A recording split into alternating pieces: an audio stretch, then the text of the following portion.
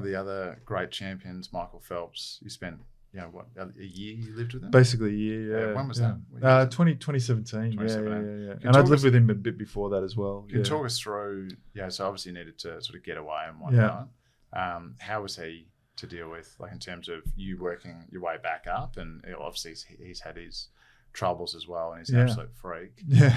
Can you sort of talk, because you were swimming with him like more so casually back then? Just casually, yeah. But then we get competitive as we do. But it was funny. I had a few dramas here, and just kind of thought I need to get away from this. I needed to get away from people knowing who I was before they even met me. And the States was an opportunity. I mean, he was one of the first guys when I went through some difficult times to reach out to me and to come and stay with me, So, that's where it all kind of initiated. And then went overseas, and, I get along with his wife, his kids, all that sort of stuff really, really well. We've always had a very tight relationship, Michael and I think from the very first time we trained together in 2003.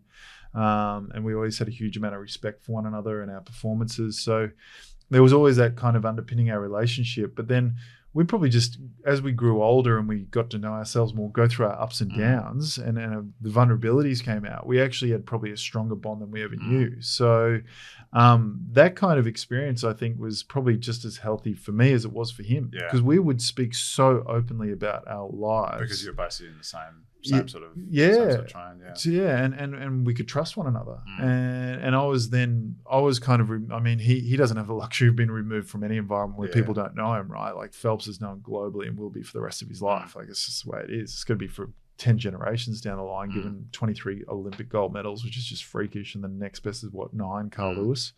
So, and then Usain Bolt at 8, who was at 9. So, you look at that and you just think, what a remarkable athlete. But it wasn't anything to do with that. We had an appreciation for sport. It was more the emotional connection that I had with Michael that gave me an opportunity to probably heal and really work through stuff that I've never worked through before.